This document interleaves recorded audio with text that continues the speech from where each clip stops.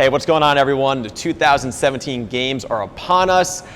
Today, August 3rd, August 2nd, they did the time trials for the bike. So we're going to talk about the top 3 men and top 3 women that I think are going to end up on the podium, as well as some surprising performances that I'm hoping to see. So for the guys' end, I think Matt Fraser's going to take it again. I mean, as of this moment, he's second place in the time trial for the bike, the one that I thought he was going to do well on. I think he's going to take it, but let's put that to the side.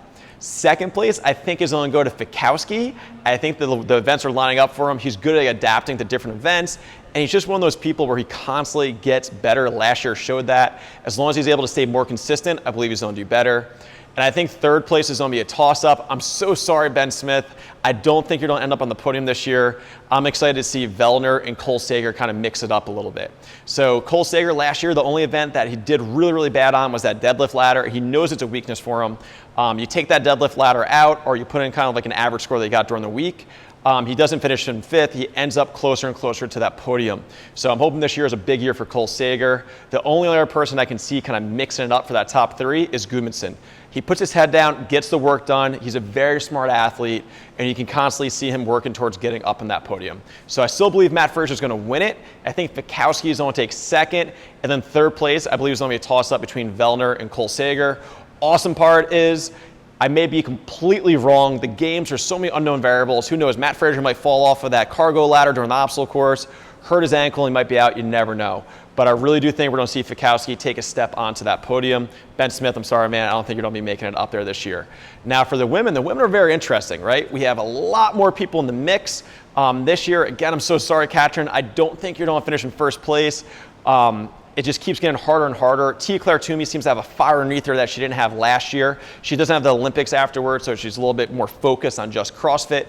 And Sarah Sigmundsdottir seems like her mind is in the best place it's been. There's been a couple of really awesome videos on Mayhem, as well as the CrossFit.com YouTube page, talking about kind of how she's so much happier. She doesn't feel the pressure. She's excited for the games. So for the women, my first place goes to Tia-Claire Toomey. Second place is Sarah Sigmundsdottir. And third place, I think Katrin's going to take third place. But my people to watch this year, I'm very interested to see how Jamie Green does. I think she has the right mentality, and she's been at that level as a team member before. And then this year, I'm kind of curious to see how Camille LeBlanc-Bazinet does. Not necessarily from, hey, she's going to end up on the podium, but last year she took the year to kind of feel better about it, just focus on herself. She enjoyed the games, and she's put in a ton of work. So I'm kind of curious to see whether or not that work's going to pay off, and we'll see her in the top 5. So those are my top 3 picks.